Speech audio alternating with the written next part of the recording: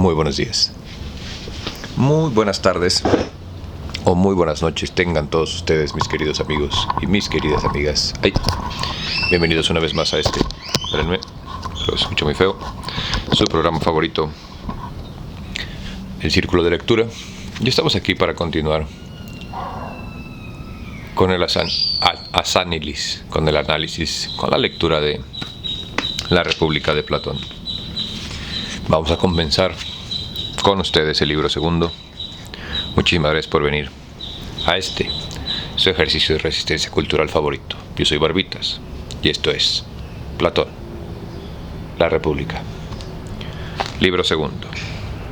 Creí, después de haberme expresado en semejantes términos, que el diálogo había concluido, mas por lo que luego se vio aquello no había sido más que el preludio.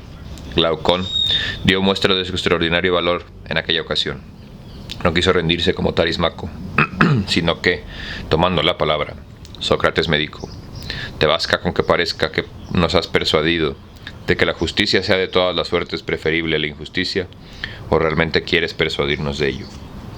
«Eso quisiera», le dije, «si estuviera en mi poder». «No haces lo que quieres», entonces me dijo. «¿Por qué? Dime. No hay un género de bienes que deseamos y buscamos por sí mismos, sin preocuparnos de sus consecuencias, como son la alegría y los demás deleites, sin mezcla de otros sentimientos, aun cuando nos reiremos de ellos, más que el placer de su fruición. Sí que hay, a lo que me parece, bienes de esa índole. No hay otros que estimamos por sí mismos y por sus consecuencias, el buen sentido, por ejemplo, la vista, la salud, porque entre ambos motivos nos vuelven a buscarlos. Verdad es, no distingues una tercera clase de bienes, como son el entregarse a los ejercicios corporales, el cuidado de la propia salud, el ejercicio de la medicina o de cualquier otra profesión lucrativa. Esos bienes, diríamos, son bienes trabajosos pero útiles. Los perseguiremos, no por sí mismos, sino por el salario y demás provechos que consigo traen. Reconozco esa tercera clase de bienes. Pero, ¿a dónde quieres ir a parar? ¿En cuál de esas tres clases incluyes a la justicia? En la mejor de las tres, en la de los bienes que deben estimarse por sí mismos, y por sus consecuencias quienes deseen ser verdaderamente felices. No es esa la opinión de la mayor parte de los hombres. Incluyen en la justicia, en el rango de los bienes trabajosos, que solo merecen nuestros afanes por la gloria y las recompensas que son su fruto, y de los cuales debemos huir por sí mismos, porque cuestan demasiado a la naturaleza. Ya sé que así suele pensarse comúnmente, y por esa razón rechaza Tarismaco la justicia, y hace tantos elogios de la injusticia, pero yo no puedo comprenderlo, y fuerza es, por lo visto, que tenga el espíritu muy obstuso. Bien, pues quiero ver si serás de mi opinión. Óyeme, me parece que Tarismaco se ha rendido demasiado pronto a los hechizos de tu discurso, como la serpiente cuando es fascinada. Por lo que a mí se refiere, no he quedado del todo satisfecho de cuanto por una parte y otra parte se ha dicho. Así en pro de la justicia, como de la injusticia, quiero saber cuál es la naturaleza de una y de otra, y qué efectos produce inmediatamente cada una de ellas en el alma, sin tener en cuenta las recompensas que llevan aparejadas, ni ninguna de sus consecuencias, buenas o malas. Mira, pues, lo que voy a hacer. Si te parece bien, recogeré la objeción de Tarismaco. Empezaré por decir que es la justicia en la opinión común, y de dónde toma origen, al ver luego que cuantos lo practican no la consideran como un bien, sino que se someten a ella como una necesidad. Demostraré, finalmente, que tienen razón para obrar así, porque la condición del malvado es infinitamente más ventajosa que la del justo, según se dice, por lo que es, yo, Sócrates, aún no he formado opinión acerca de eso, pero con tanta frecuencia me aporrean los oídos con razonamientos semejantes a lo de Tarismaco, que no sé a qué atenerme. Todavía no he oído a nadie que me demuestre como yo quisiera que la justicia sea preferible a la injusticia. Quiero oírle comiar, en sí misma y por sí misma, y de ti es de quien espero principalmente ese elogio. Por eso mismo, voy a extenderme sobre las ventajas de esa condición del malvado. Por ahí verás cómo deseo que te las arregles para alabar la justicia. Mira si esas condiciones te placen. Desde luego que sí. ¿Y de qué otro tema podría hablar más a menudo, y con más a gusto, un hombre sensato? Muy bien dicho. Atiende pues y oye cuál es, en el común sentir, la naturaleza y origen de la justicia.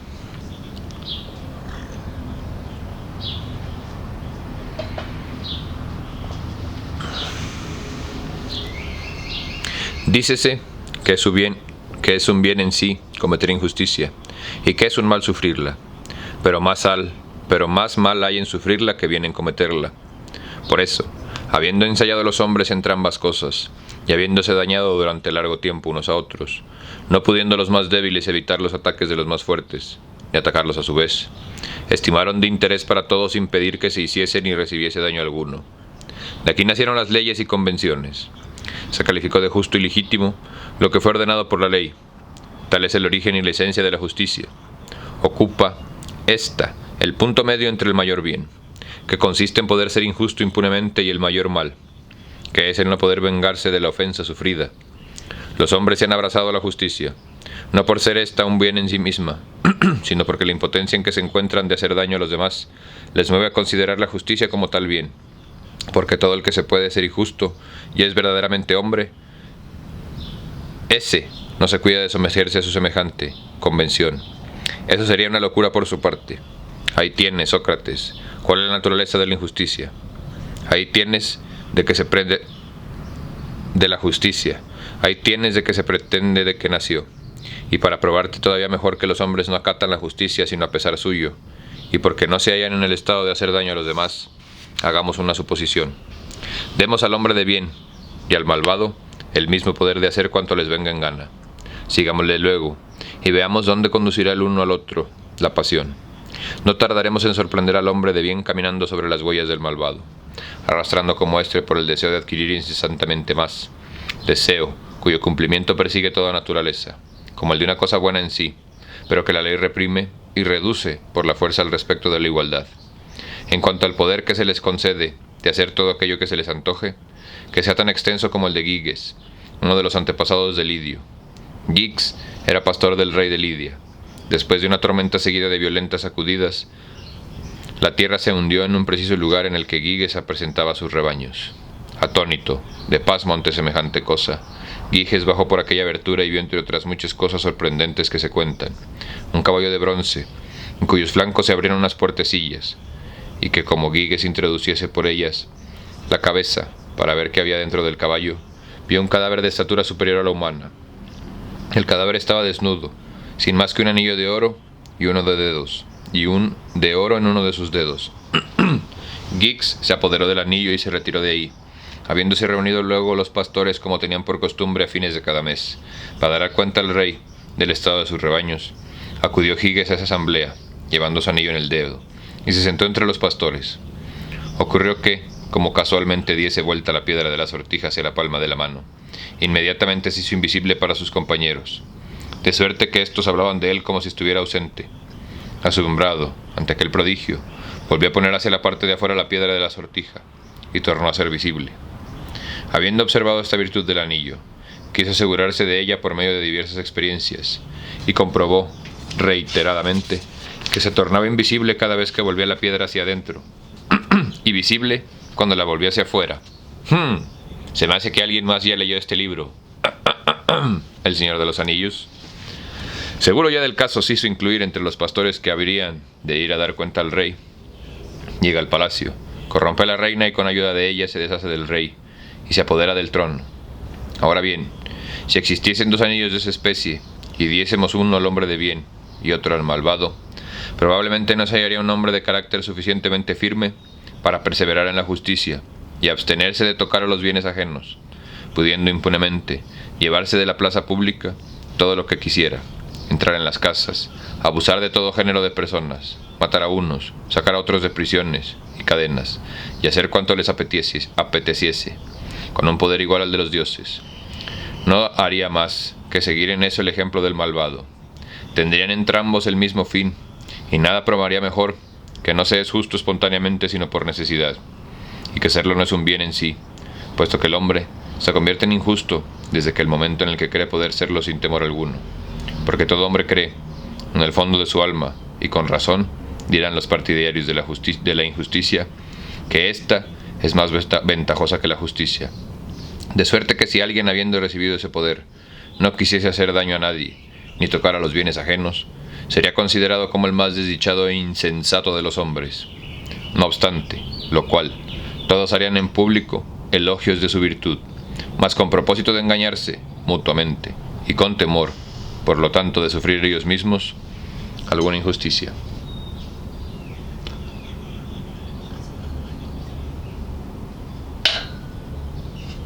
Teniendo esto presente, no veo más que un medio de que nos pronunciemos con seguridad sobre la consideración de que los dos hombres de que hablamos, y es que consideremos separadamente a cada uno de ellos en el más alto grado de la justicia y de injusticia.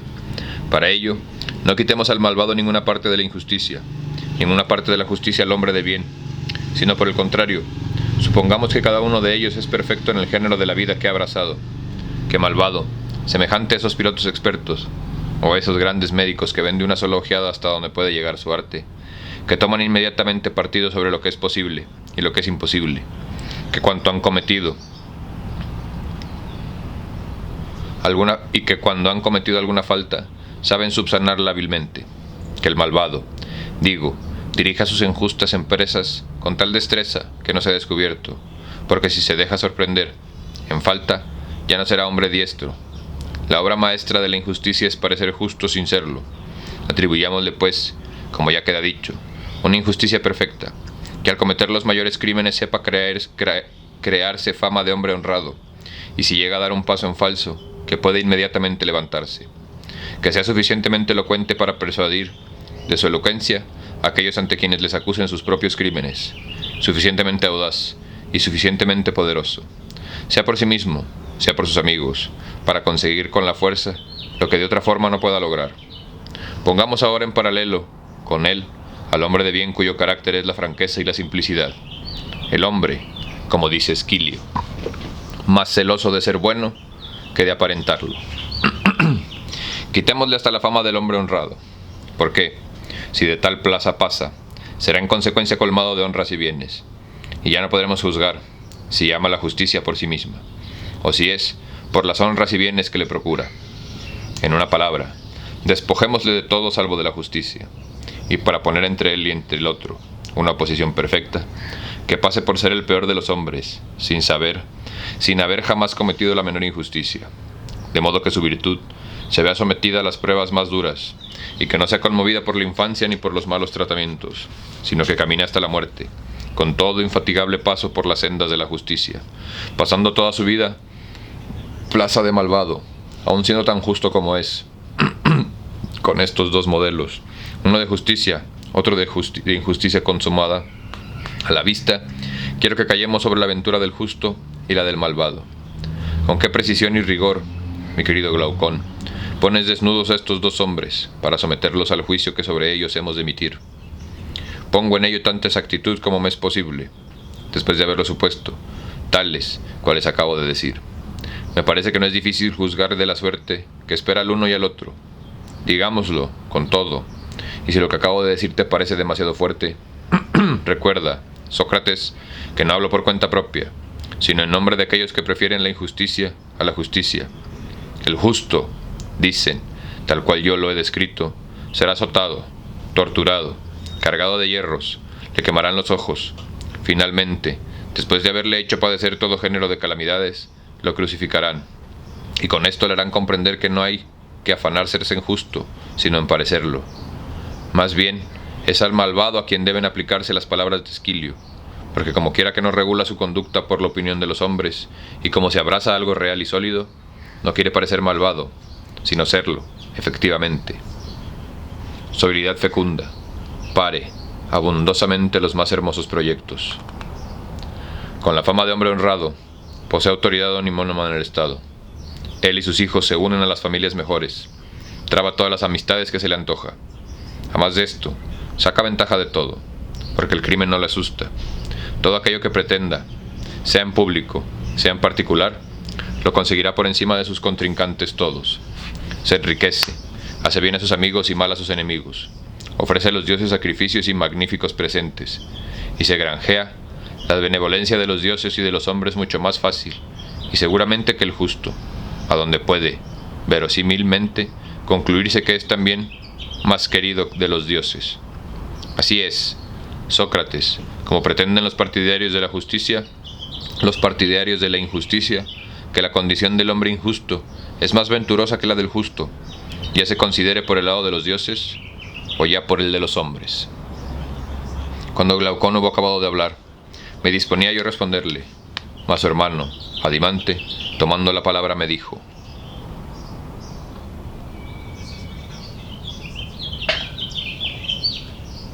¿crees, Sócrates, que la tesis haya sido suficientemente desarrollada? ¿Y por qué no? Le dije. Mi hermano se ha olvidado de lo esencial. Bien. Perdón. Pues ya sabes el proverbio. Venga el hermano en ayuda de su hermano. Suple así lo que él haya omitido. Bastante ha dicho, con todo, para dejarme fuera de combate, y fuera de estado de defender la justicia. Inútiles son todas tus derrotas. Es preciso que ahora me escuches a mí.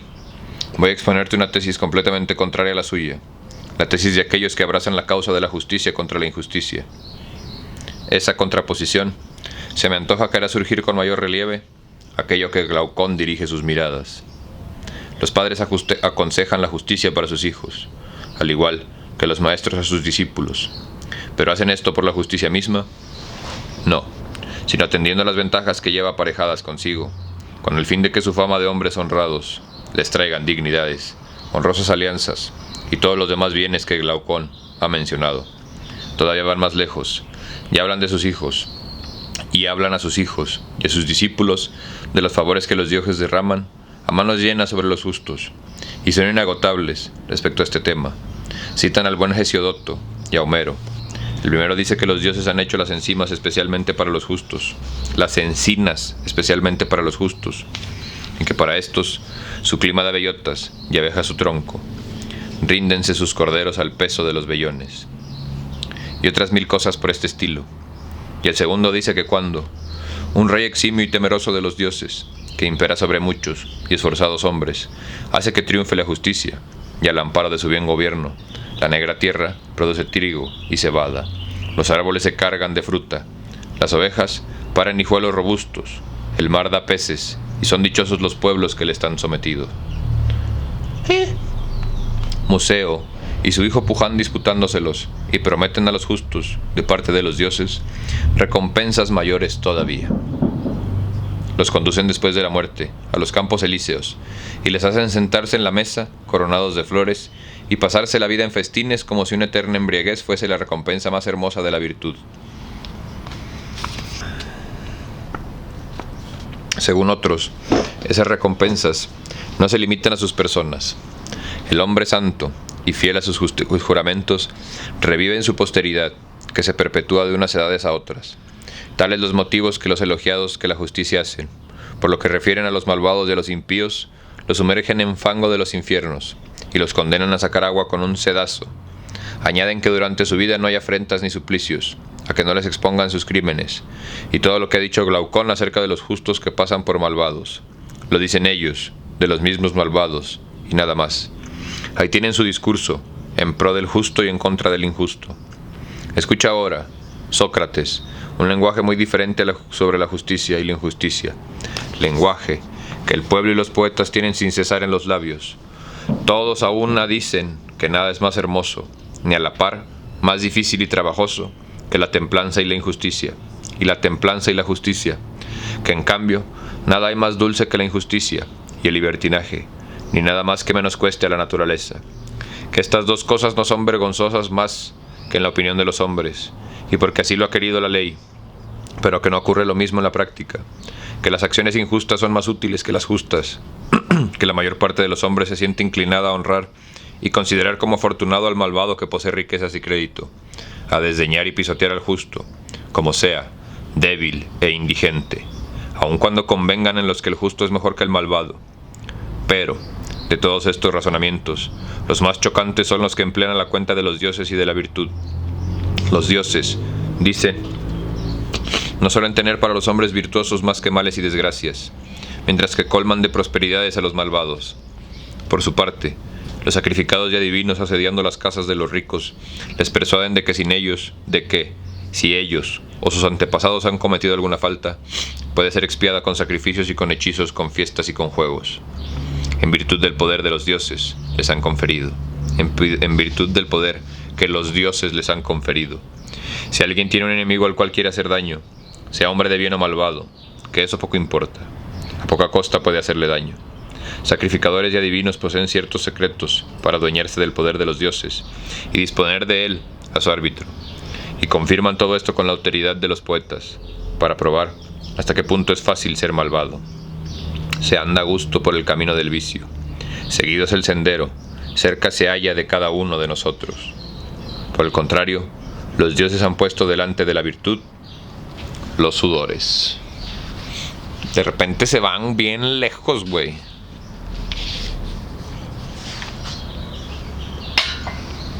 Pero sí vale la pena mencionar que, irónicamente, este librito tan padre que estamos leyendo ahorita en tu ejercicio de resistencia cultural favorito, es una de las bases o uno de los pilares del pensamiento contemporáneo, güey. Y la verdad sí es un poco preocupante que en la época de las cámaras y de los celulares y los espejos en las manos, ¿no? De la tecnología supuestamente del futuro, güey, sigamos teniendo ideas y sigamos teniendo bases. No estoy diciendo que esté mal, güey. Solamente estoy diciendo que necesitamos cosas un poquito más contemporáneas. Y el camino que lleva hasta ellos es largo y escarpado.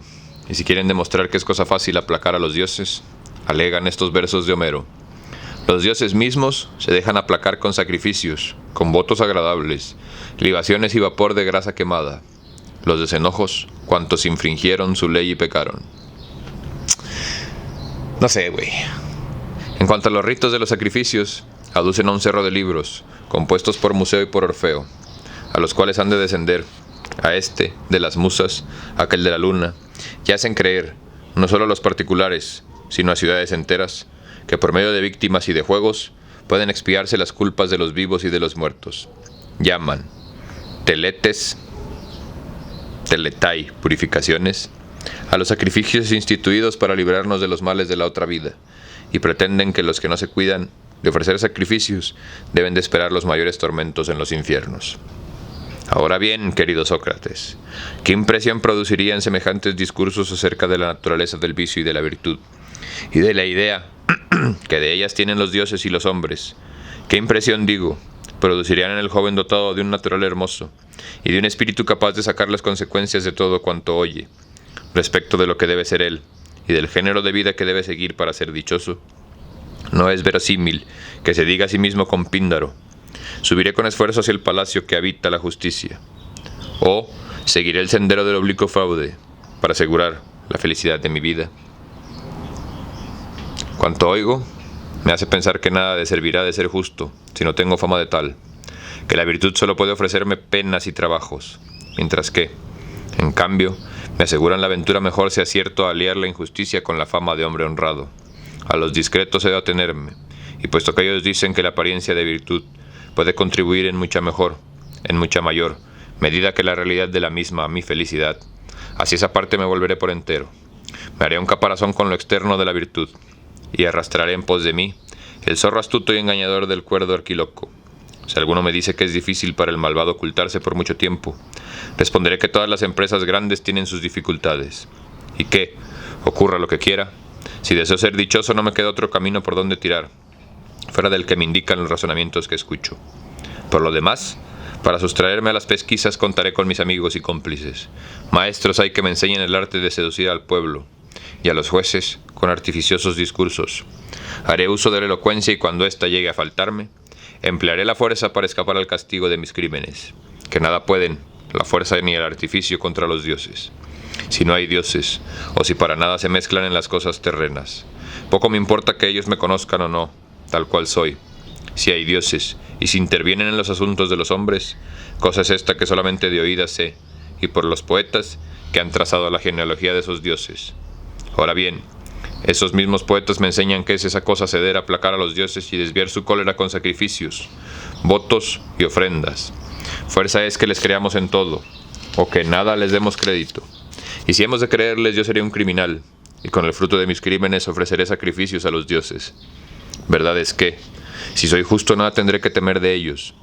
Mas es el caso que de este modo perderé también las ventajas que la injusticia lleva aparejadas consigo, mientras que salgo ganando, evidentemente, con ser injusto, a la vez que, por lo demás, nada tendré que temer por parte de los dioses, si a uno de mis crímenes, votos y oraciones, que seré castigado en los infiernos, en mi persona o en las de mis descendientes, por el daño que haya hecho en la tierra?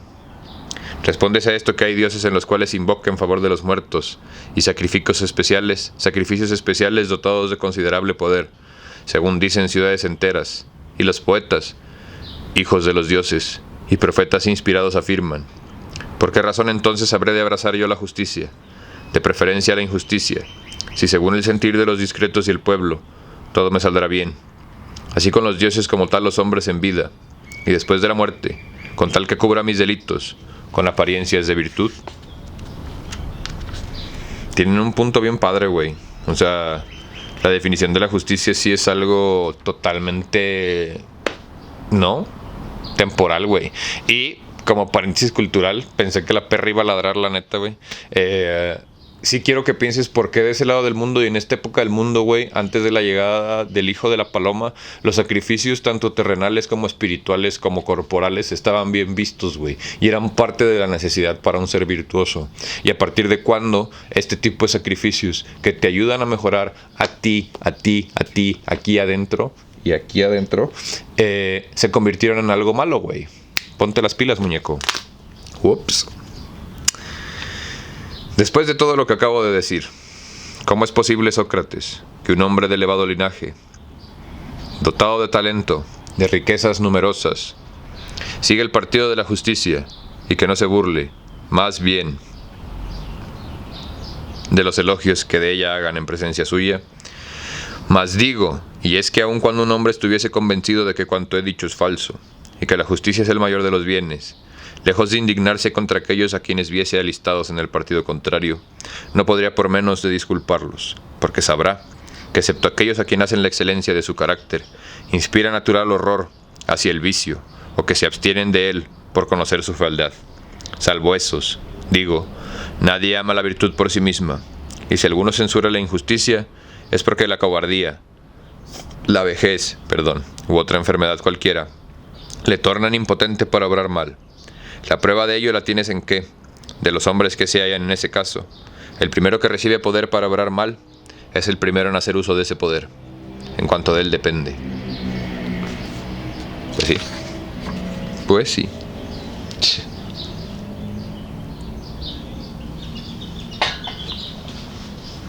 La causa de todo esto es precisamente la misma que nos ha lanzado a Glaucón y a mí a la presente discusión.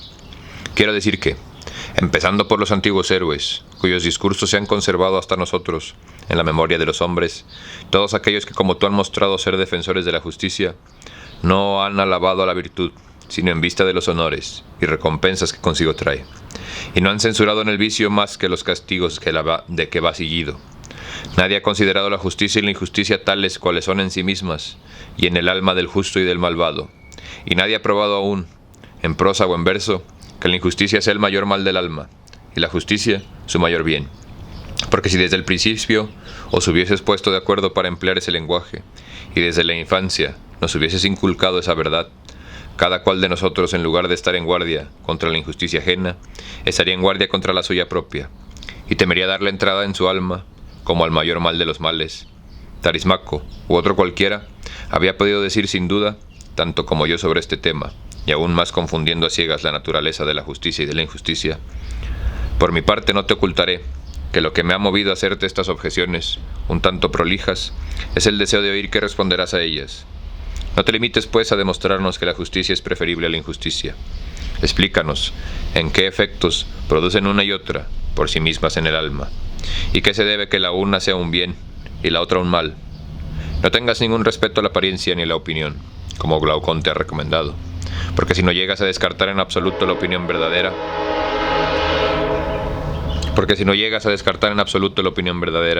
o admitir la falsa, diremos que no ensalzas la justicia, sino la apariencia de la justicia, que no más que las apariencias censuras el vicio, que nos aconsejas que seamos malvados, con tal que sea en secreto, y que convienes que con Tarismaco en que la justicia no es útil, más que para el fuerte, y no para aquel que la posee, y que, por el contrario, la injusticia útil y ventajosa en sí misma solo es perjudicial para el más débil, puesto que consiste en que la justicia es uno de los bienes excelentes que es preciso perseguir por sus ventajas, y aún más por sí mismos, como la salud, el oído, la razón y los restantes bienes fecundos de la misma índole.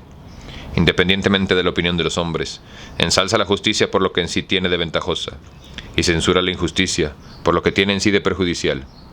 Deja que a otros los elogios fundados en las recompensas y en la opinión.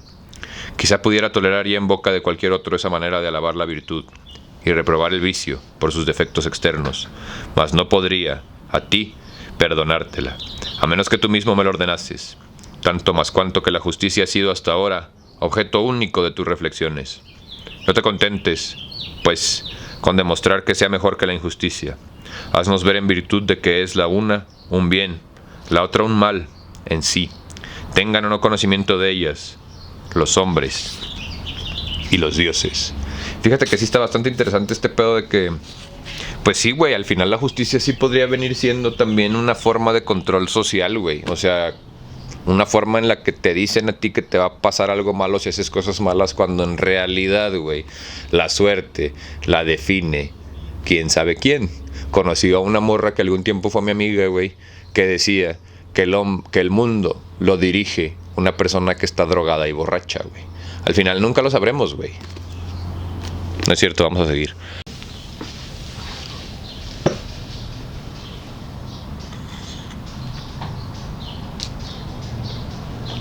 Bueno, continuemos.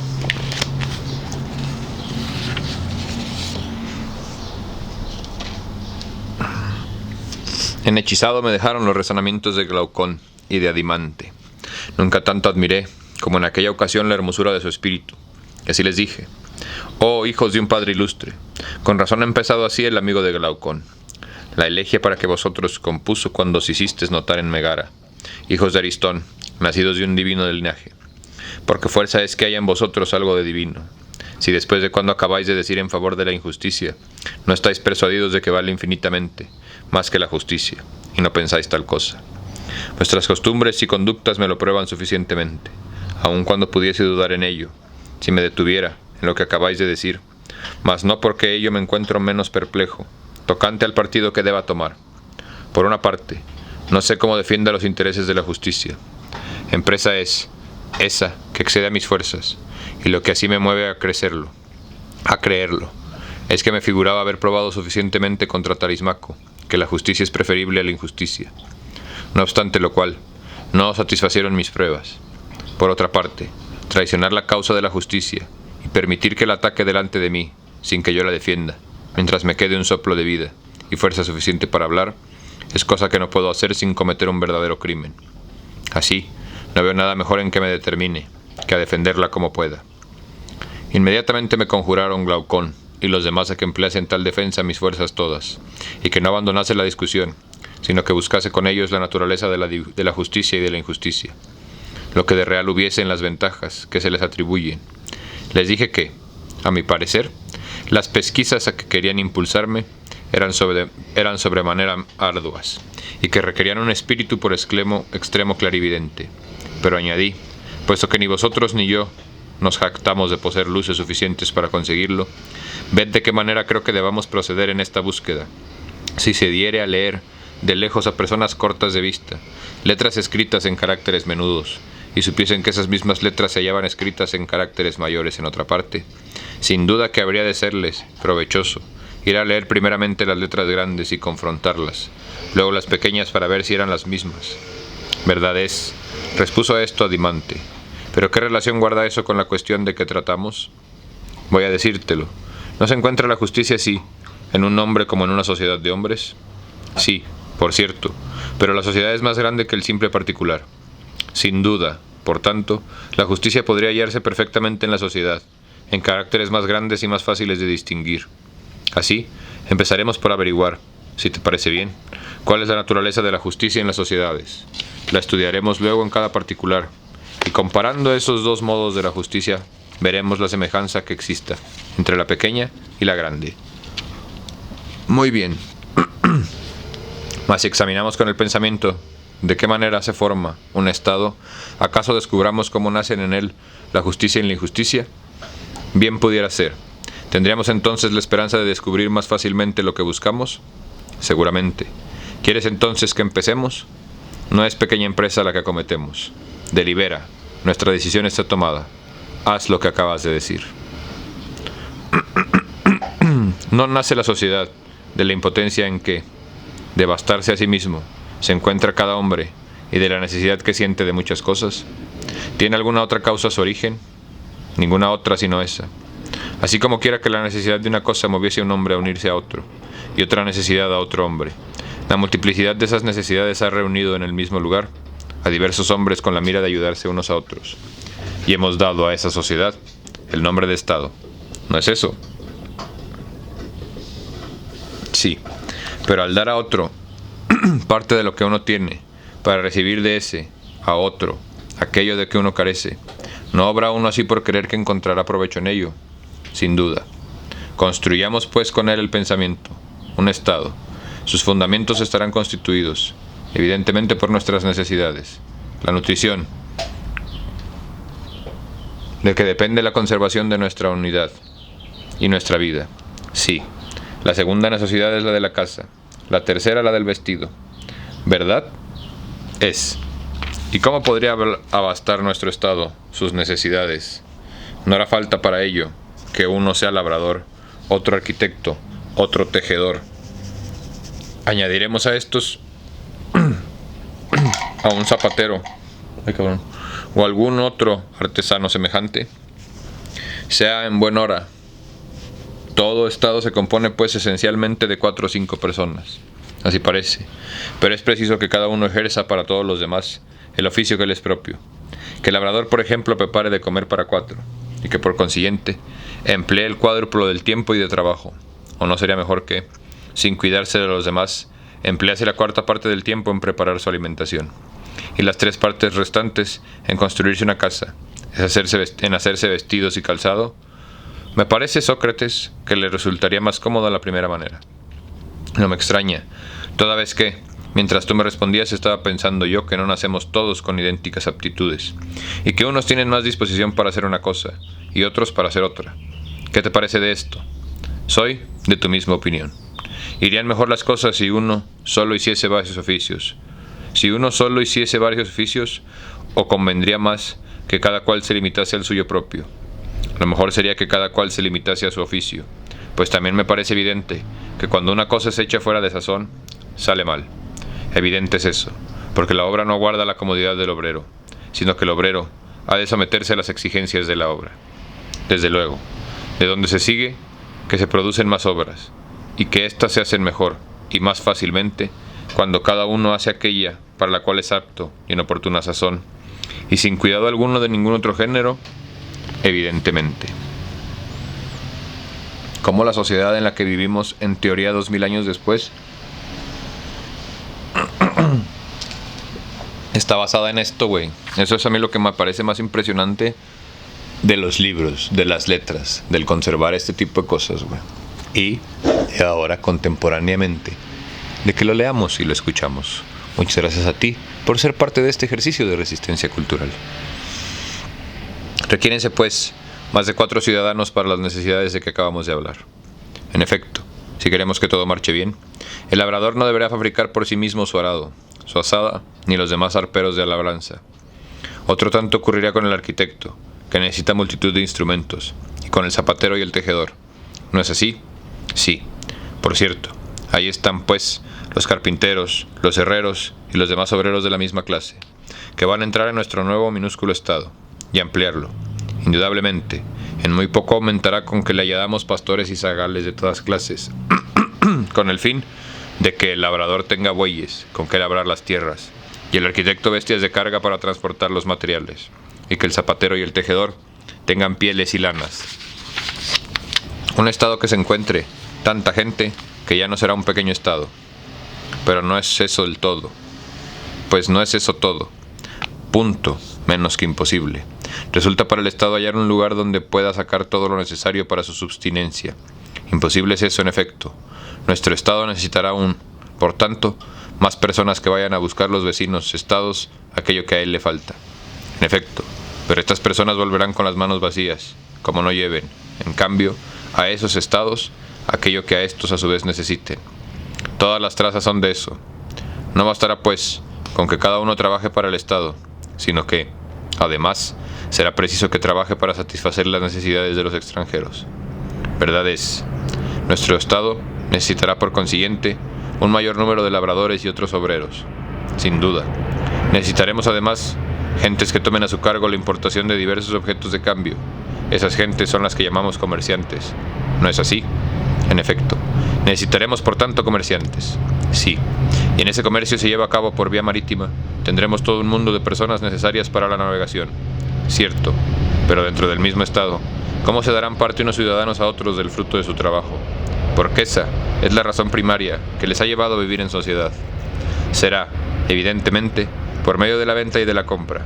Según esto, necesitaremos además un mercado y una moneda, signo del valor de los objetos cambiados. Indudablemente.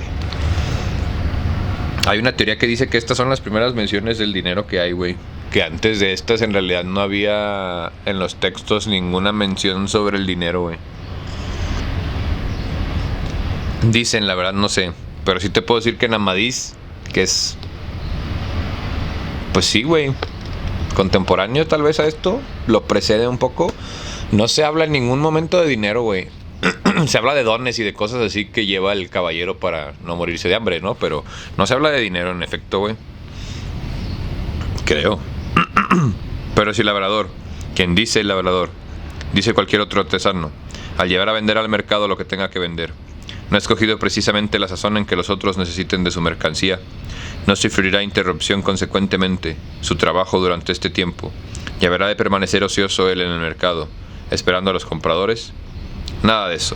No faltan gentes que se encarguen de obviar ese inconveniente.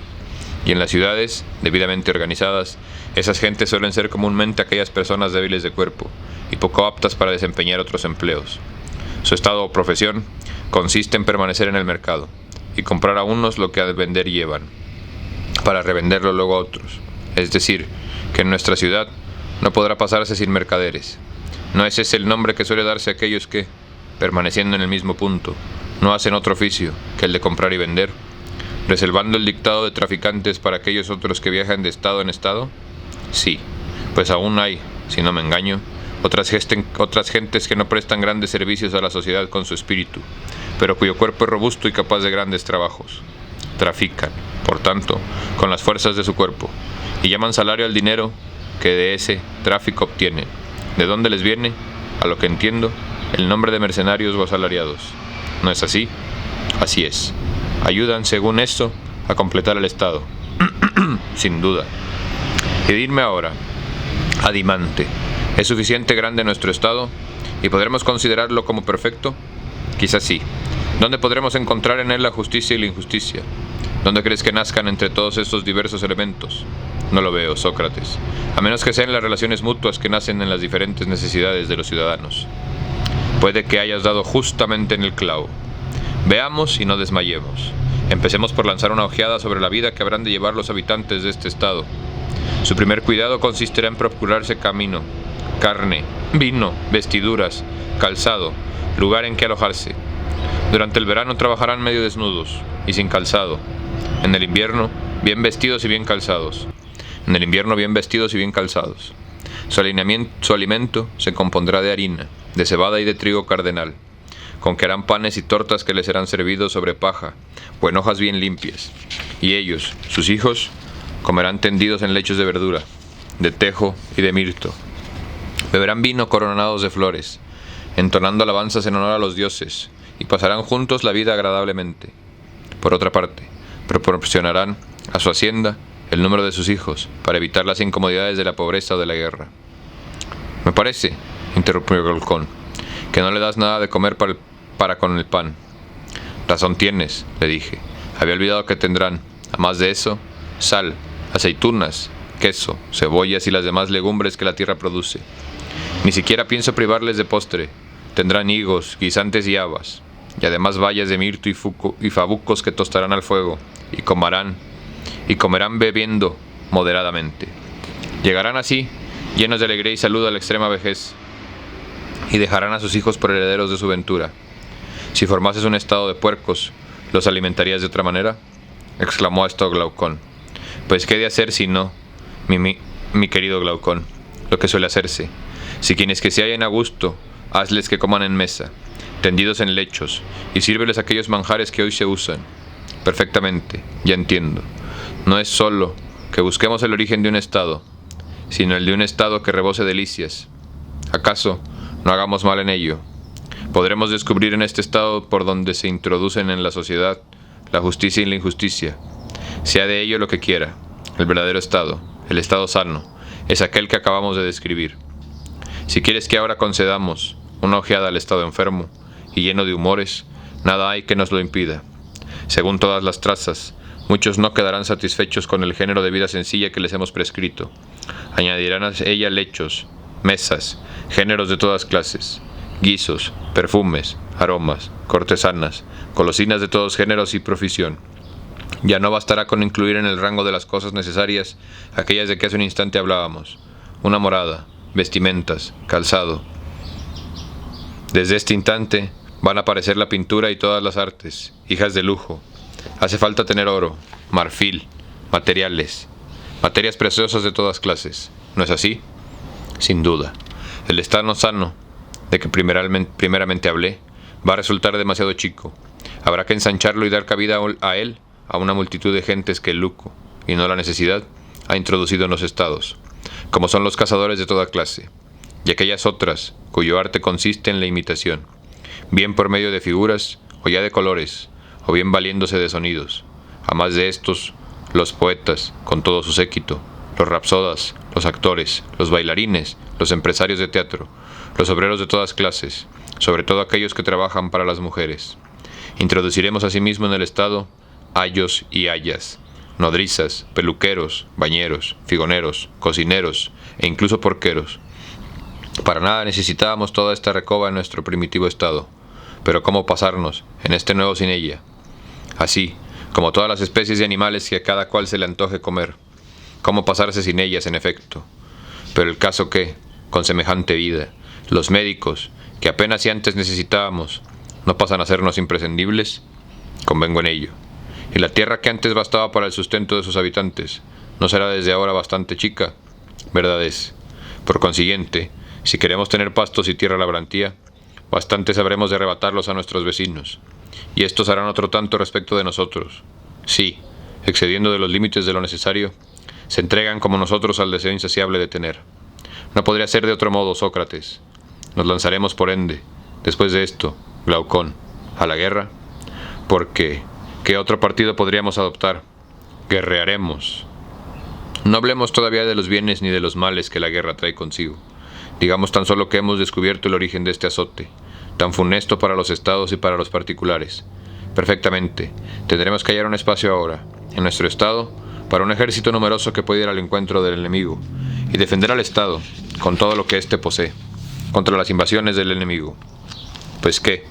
¿No podrán los mismos ciudadanos atacar y defenderse? No. Si es cierto, el principio en que hemos convenido al trazar el plan del Estado, convinimos, si bien recuerdas, el que era imposible que un solo hombre hiciese varios oficios a la vez. ¿Verdad dices? ¿No crees que sea un oficio como el de otro cualquiera, el de la guerra? Desde luego. ¿Crees que el Estado tenga más necesidad de un buen zapatero que de un buen guerrero? En modo alguno. No hemos querido que el zapatero fuese al mismo tiempo labrador, tejedor o arquitecto, sino únicamente zapatero, para que hiciese mejor su oficio. Análogamente hemos aplicado a los demás, a cada cual, aquello que es su propio de él, sin permitirle entremeterse en oficios ajenos, ni tener en toda su vida otro objeto que la perfección de su propio oficio. ¿Crees que el oficio de la guerra no sea de la mayor importancia, o que sea tan fácil de aprender que un labrador, o un zapatero, o cualquier otro artesano pueda ser al mismo tiempo guerrero? ¿Cómo? ¿No es posible ser un buen jugador de dados o de taba, como no se aplique uno a esos juegos desde su infancia, ni juegue a ellos más que intervalos? Ya ha de ser suficiente embarazar un escudo o empuñar un arma cualquiera para convertirse, sin más ni más, en buen soldado, cuando en vano sería tomar los útiles de cualquier otro arte, que jamás se lograría, con ello, ser artesano ni atleta, ni serviría de nada, a menos de tener exacto conocimiento de los principios propios de cada arte, y de haberse ejercitado largamente en ellos. Si así fuera, todo el mérito de un artesano residiría en los instrumentos de su arte.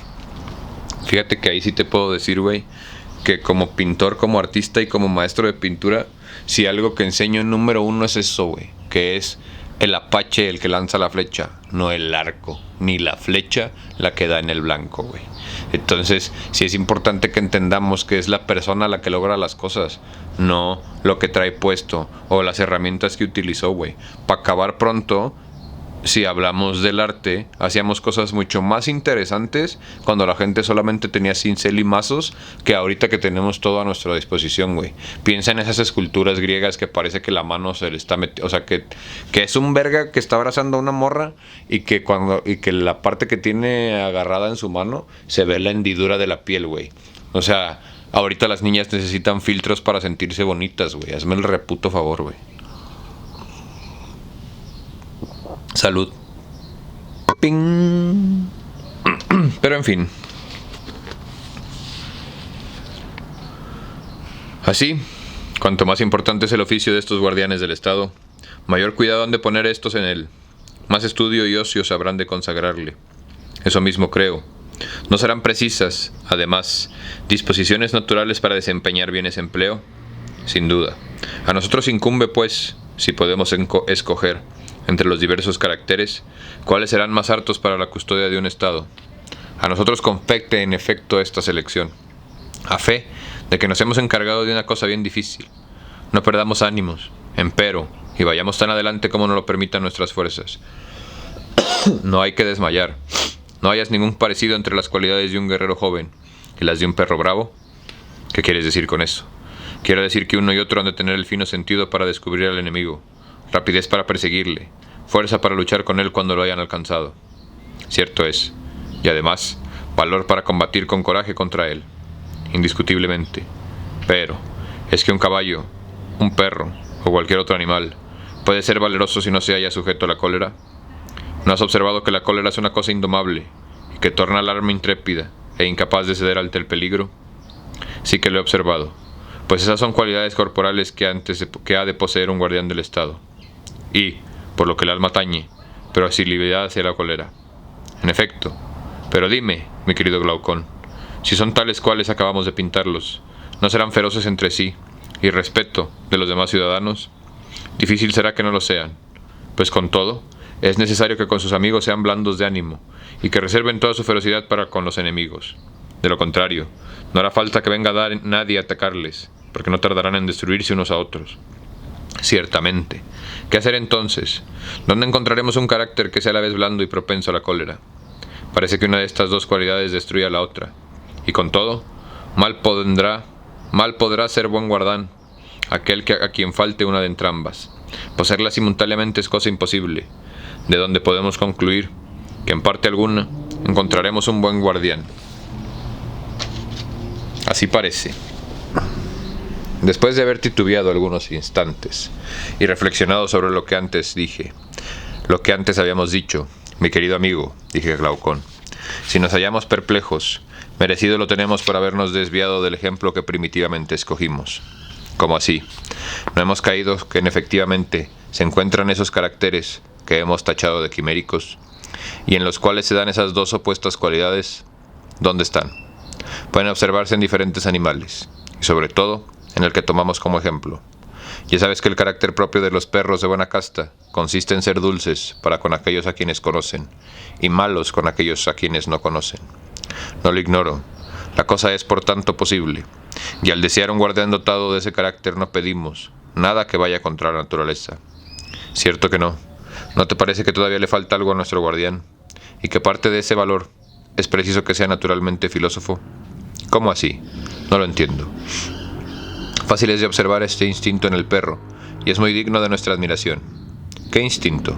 El de aullar contra aquellos a quienes no conoce, aunque ningún daño haya recibido de ellos, y halagar a aquellos a quien conoce, aunque no le hayan hecho ningún bien. ¿No has admirado ese instinto en el perro? No he puesto mucha atención en ello hasta ahora, pero la cosa es tal como dices, y en esto muestra al animal una condición dichosa y realmente filosófica. ¿En qué? ¿Quieres explicarme? En que no distingue al amigo del enemigo sino porque conoce al uno y al otro no. ¿Cómo no ha de estar ávido de aprender si la norma por la que se guía para distinguir al amigo del extranjero es que conoce al uno y no conoce al otro? No es posible de otra manera. ¿Y la condición del que está ávido de aprender es la misma condición filosófica? Sí. Digamos pues con confianza del hombre que, para que sea hablando con aquellos a quienes conoce y que son sus amigos, es preciso que esté dotado de un carácter filosófico y ávido de conocimientos, sea, y que, por consiguiente, un excelente guardián del Estado habrá de poseer en patrimonio, a más del coraje, la fuerza y ligereza, la filosofía, consiento en ello. Tal será, por tanto, el carácter de nuestros guerreros. Mas, ¿de qué manera formaremos su espíritu y su cuerpo? Examinemos ante sí esta búsqueda. Puede conducirnos al objeto de esta conversación, que consiste en conocer cómo puede originarse en la sociedad la justicia y la injusticia, a fin de no descuidar la tal búsqueda si puede servirnos de algo, u omitirla si resulta que es inútil. Pienso, Tercio, el hermano de Glaucón, que esta búsqueda que dices ha de contribuir poderosamente al descubrimiento de lo que tratamos de escudriñar. Procedamos pues a ese examen, mi querido Adimante, por proligio que pueda ser. Procedamos a él. Formemos a nuestros guerreros, a nuestro árbitro, y por vía de conversación. Me parece bien. ¿Qué educación conviene que les demos? Difícil es, a mi parecer, darles otra mejor que la que desde hace mucho se usa entre nosotros, y que consiste en formar el cuerpo mediante la gimnástica, y el alma por medio de la música. Difícil es, en efecto, hallar otra mejor. Empezaríamos su educación con la música, más bien con la gimnástica, sin duda. ¿No constituyen los discursos al parecer parte de la música? Sí. ¿Y no los hay de dos géneros? ¿Verdaderos unos y otros mentirosos? Sí. Entrarán igualmente en nuestro plan de educación empezando por los discursos mentirosos. No se me alcanza tu pensamiento. ¿Cómo? ¿Ignoras por ventura que lo primero que se hace con los niños es contarles fábulas? Ahora bien, aunque a veces se encuentre una parte de verdad entre las fábulas, no son estas por lo común otra cosa que un tejido de mentiras, con las cuales se divierte a los niños hasta el momento en el que se les manda al gimnasio. Verdad es. Por esto, he dicho que debe iniciarse su educación con la música. Tienes razón. Tampoco ignoras que todo depende de los principios, particularmente en lo que se refiere a los niños, porque en esa edad, el alma, tierna todavía, recibe fácilmente todas las impresiones que quieran dársele. Nada más cierto. Permitiremos pues que el primero que se presente refiera indiferentemente a los niños todo género de fábulas, y que el alma infantil reciba de esas fábulas impresiones, las más de las veces contrarias a las ideas que queremos que tengan en esa edad más avanzada. No puede tolerarse semejante cosa. Empecemos pues antes que nada por velar sobre los autores de fábulas. Escojamos aquellos que sean convenientes y rechacemos las demás. Induciremos luego a las nodrizas y a las madres a que diviertan con ellas a los niños, y a que formen así sus almas, con mayor cuidado, todavía del que ponen en formar sus cuerpos. En cuanto a las fábulas de hoy se les cuentan, deben ser rechazadas en su mayor parte. ¿Qué fábulas? Juzgaremos de las pequeñas por las grandes, puesto que todas ellas deben de ser hechas sobre el mismo modelo y tender al mismo fin. ¿No es cierto? Sí, pero no veo cuáles sean las grandes fábulas a que te refieres. Las que nos han contado Hesiodo, Homero y los demás poetas. Porque los poetas, así los de ahora como los del pasado, no tienen otro oficio que el de divertir con sus fábulas al género humano. Además ha de haber estado bien cabrón establecer las bases del pensamiento, ¿no? O sea, no saber que gracias a lo que discutiste con tus camaradas, güey, miles de años después, o bien podrían ser cientos de años después, no lo sabemos, va a haber marihuanos pendejos y gente discutiendo, o también conocidos como didácticos, ¿no? O cómo se hacen llamar ellos, expertos en las materias, discutiendo sobre lo que platicaste con tus camaradas un día, güey. O sea,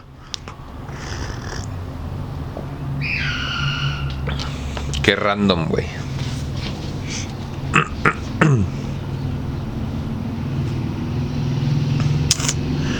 Las que nos han contado Hesiodo, Homero y los demás poetas, porque los poetas, así los de ahora como los del pasado, no tienen otro oficio que el de divertir con sus fábulas al género humano. ¿Pero a qué fábulas aludes? Digo, ¿y qué es lo que con ellas censuras? Censuro aquello que en efecto y sobre todo merece ser reprobado en esa clase de mentiras corruptoras. ¿Qué quieres decir? Quiero decir que nos presentan a los dioses y a los héroes de otra manera que como ellos son, como cuando un pintor pinta retratos que no se parecen a sus originales. Convengo en que eso es digno de reproche, pero ¿en qué conviene esa censura a los poetas? No es, ante todo, un embuste de los más enormes y graves del Hesíodo, acerca de los actos que se cuenta Urano, de la venganza de que éste tomó Saturno, y de los malos tratamientos de que éste hizo objeto a Zeus, y que a su vez recibió de él, aun cuando todo ello fuese cierto, no son cosas que puedan decirse ante un niño desprovisto de razón. Hay que sepultarlas en el silencio, o si es preciso hablar de ellas, debe hacerse exclusivamente en secreto y ante escasísimo número de oyentes, con expresa prohibición de revelar nada de ello, y después de haber hecho inmolar, no un puerco, sino una víctima, preciosa y rara, con el fin de restringir todavía el número de iniciados. Sin duda, porque semejantes narraciones son peligrosas. Así no deben ser jamás oídas en nuestro estado. No quiero que se diga en presencia de un niño que, cometiendo los mayores crímenes, incluso con vengar cruelmente en su propio padre las injurias de éste recibidas, nada haría que fuese extraordinario, ni cosa que no le hubiesen dado ejemplo los primeros y más grandes de los dioses. Tampoco a mí me parece, por Zeus, que esté bien decir tales cosas. Y si queremos que los defensores de nuestra república detesten las disensiones y discordias, no les hablaremos de los combates de los dioses, ni de los lazos que se tenían unos a otros. Así como así, nada de eso es cierto. Menos aún les haremos reconocer ni con relatos ni en pinturas o tapices las guerras de los gigantes, y tantas clases de querellas como los dioses y los héroes han tenido con sus parientes y amigos. Si es nuestro propósito convencerles de que jamás reinó la discordia entre los ciudadanos de una misma república, y que no puede reinar entre ellos sin crimen, obliguemos a los poetas a que no compongan nada, y a los ancianos, de entrambos sexos, a que no cuenten a los niños nada que tienda a ese fin. Que jamás se oiga decir entre nosotros que Hera ha sido encadenada por su propio hijo, ni Hefestos precipitado del cielo por su padre, por haber querido auxiliar a su madre cuando aquel la golpeaba, ni referir todos esos combates de dioses, inventados por Homero, haya o no alegorías, ocultas, bajo estas narraciones, porque un niño no se encuentra en condiciones de discernir lo alegórico de lo que no lo es, y todo lo que es a esa edad se imprime en el espíritu, deja en él huella que en el tiempo no puede borrar. Por eso es de primordial importancia que los primeros discursos que el niño oiga sean adecuados para encaminarle hacia la virtud. Ahí se los dejo de tarea, culeros.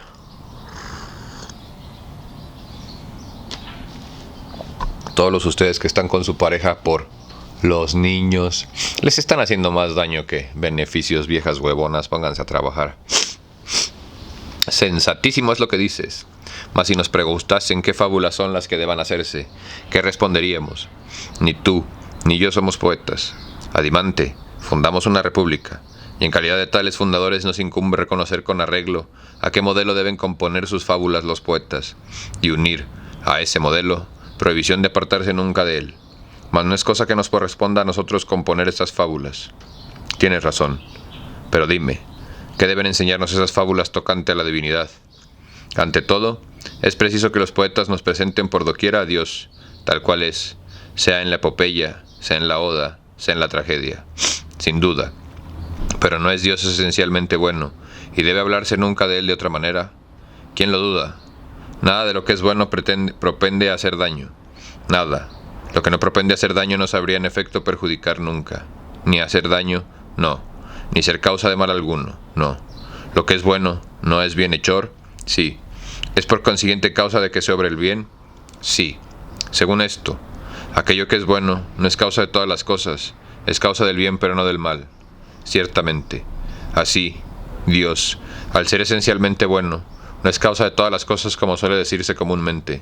Y si los bienes y los males están repartidos entre los hombres de tal suerte que el mal es lo que predomina, Dios solo es la causa de una pequeña parte de cuanto acontece a los hombres, y no lo es todo lo demás. Solamente los bienes deben atribuírsele. En cuanto a los males, hay que buscarles otra causa que no sea Dios. Nada más cierto que lo que dices. No hay que conceder, por tanto, crédito a Homero ni ningún otro poeta suficientemente insensato para blasfemar contra los dioses, y para decir que, en los umbrales del palacio de Júpiter, hay 2 toneles de dones que el dios reparte. Que si Júpiter toma del uno y del otro para un mortal, su vida está mezclada de días buenos y malos. Pero que si solamente toma del segundo, un gran hambre le persigue sobre la divina tierra. Tampoco hay que creer que Júpiter es conocedor de los eternales secretos de los eternales decretos, se los da mezclados. Asimismo, si alguien dice que Pándaro violó los juramentos y rompió la tregua, por instigación que Júpiter y de Minerva, nos guardaremos mucho de aprobarlo. Otro tanto ocurrirá con la querella de los dioses apaciguada por Temis y por Júpiter, y con estos versos de Esquilio, que no toleraremos que sean dichos delante de nuestra juventud. Cuando Dios quiere destruir una familia de punta a cabo, hace nacer la ocasión de castigarla. Y si alguien compone una tragedia sobre las desventuras de Níobe, de los Pelópidas o de Troya, no le dejaremos decir que esas calamidades no son obra de Dios, sino que, aproximadamente, como decimos, no ha hecho en ello nada que no fuese justo y bueno, y que ese castigo redunda en beneficio de aquellos que lo recibieron. Lo que no hay que dejar de decir a ningún poeta es que aquellos a quienes Dios castiga son desdichados. Digan en buena hora que los malvados son dignos de compasión, porque necesitan ser castigados, y que las penas que Dios les manda son un bien para ellos. Mas cuando en presencia nuestra se diga que Dios, que es bueno, ha causado daño a alguien, nos opondremos a ello con todas nuestras fuerzas. Si queremos que nuestra república esté bien ordenada, y no permitiremos que ni los viejos ni los jóvenes, que digan o oigan semejantes frases, sea en verso, sea en prosa, porque son injuriosas para Dios, perjudiciales para el Estado, y porque se destruyen a sí mismas, esta ley me place sobremanera, y apruebo gustoso su establecimiento.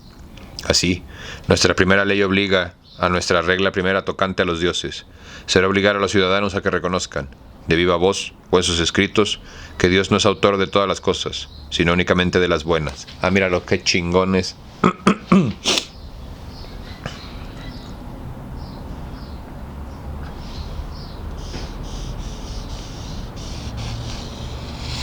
Basta con eso.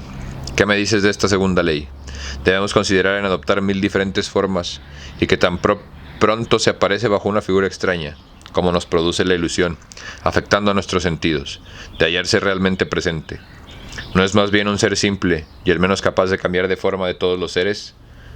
No sé qué te responda, así de momento. Responderás, cuando menos a esto.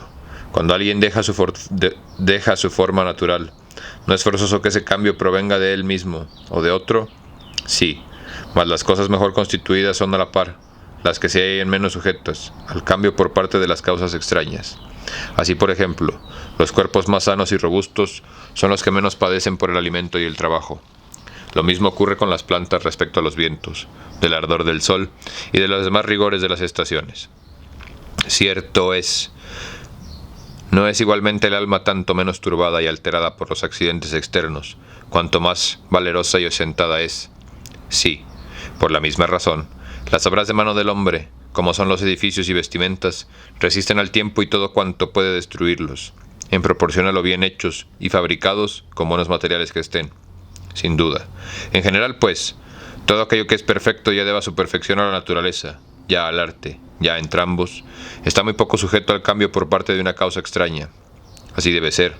Pero Dios, y todo lo que a su naturaleza pertenece, es perfecto. Sí.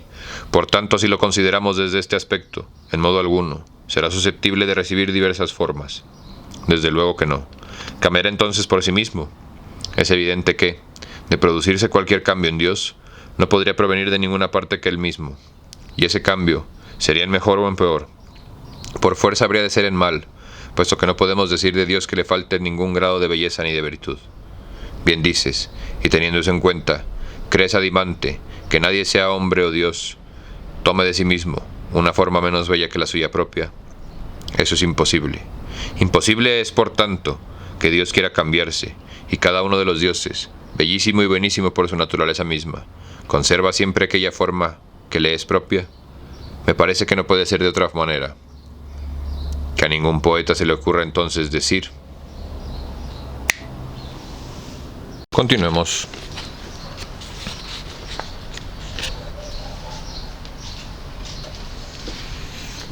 Que a ningún poeta se le ocurra entonces decir que, haciéndose semejantes a huéspedes de otros países y tomando toda clase de figuras, recorren las ciudades, ni contarnos embustes a cuenta de las metamorfosis de Ploteo y de Tetis, que no nos presenten, sea en la tragedia, sea en cualquier otro poema, a Juno en figura de sacerdotisa, pidiendo para los bienhechores hijos del río Inaco. Ni nos digan ninguna falsedad de esa índole, que las madres, imbuidas de estas ficciones poéticas, no asusten a sus hijos haciéndoles creer, fuera de razón, que los dioses andan de noche por todas partes, disfrazados de viajeros y de vagabundos, porque eso equivale a blasfemar de los dioses y hacer a los niños tímidos y cobardes. Preciso es que se guarden mucho, muy mucho, de hacer semejante cosa. Pero no podrán los dioses, ya que no cambiar de figura, señorear nuestros sentidos, cuando menos, hacernos creer en esos cambios por medio de hechizos y encantamientos. Bien pudiera ser como dices. ¿Puede un dios resolverse a mentir con palabras o a engañar con actos presentándonos un fantasma en lugar suyo? Nada sé de eso. ¿Cómo? ¿No sabes que la verdadera mentira, si cabe expresarse en tales términos, es por igual detestada de hombres y de dioses? ¿Qué entiendes por eso? Entiendo que nadie quiere dar cabida a la mentira, en la parte más noble de sí mismo, sobre todo en aquello que se refiere a las cosas de mayor importancia, mientras que, por el contrario, no hay cosa que más se tema que a esa. Aún no acabo de comprenderte, pues creo que lo que digo es obvio. Digo que nadie quiere ser engañado ni haber sido engañado en su alma tocante a la naturaleza de las cosas, y que no hay cosa que temamos, ni que detestemos tanto como alojar en nosotros mismos la mentira tocante a esto. Lo creo.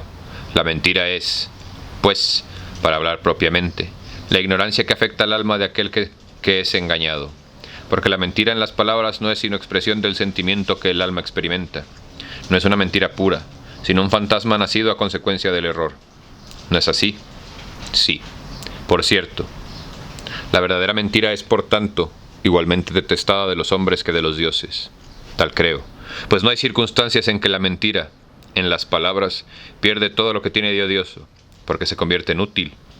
No tiene utilidad cuando alguien se sirve de ella para, por ejemplo, engañar a un enemigo, o incluso a un amigo a quien impulsa en el furor o la demencia a alguna acción mala en sí, pasando a ser entonces la mentira un remedio que se emplea para apartar al enemigo de su propósito. Y en la misma poesía, ¿no nos autoriza la ignorancia en que nos hallamos respecto de los hechos antiguos a recurrir a la mentira? ¿Que hacemos útil el asignarle los colores que más se acercan a la verdad?